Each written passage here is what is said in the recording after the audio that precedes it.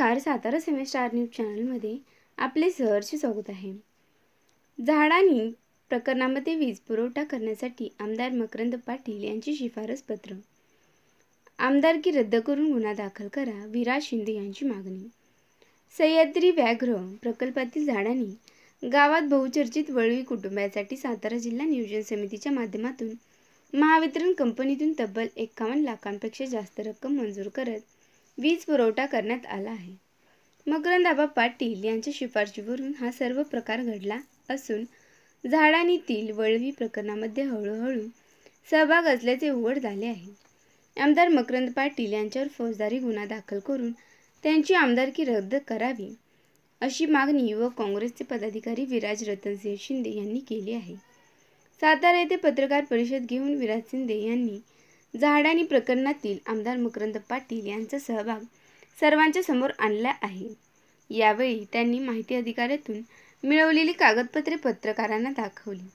मौजे 16 गावातील वळवी वस्तीला वीज पुरवठा करावा यासाठी शिंदी फीडवरून स्वतंत्र ST व LT लाईन आणून ट्रान्सफॉर्मर उभा केला आहे।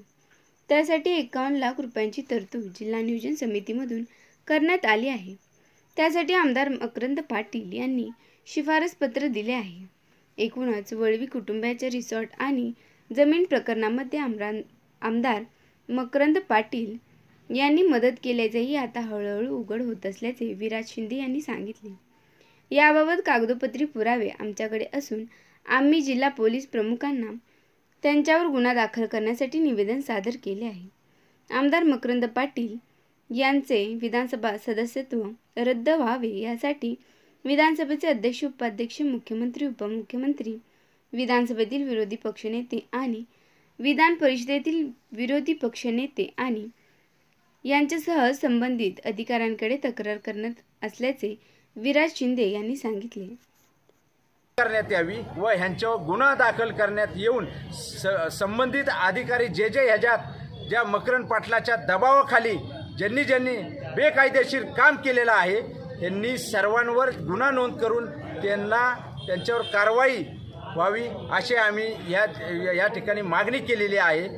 अजून या ठिकाणी हा मकरंद पाटील गेले असे अनेक त्यांचे हे आहेत। आता तुम्ही जर तिकडं झाडानीला गेला तर शासकीय योजनेअंतर्गत अनेक रोडची कामं, साकवांची कामं, साकव वगैरे तिथं ह्यांच्या या धनिकांच्या सोयीसाठी या शासकीय निधीचा गैरवापर करून तिथं त्यांच्या सोयीसाठी सगळं काय चाललेलं आहे।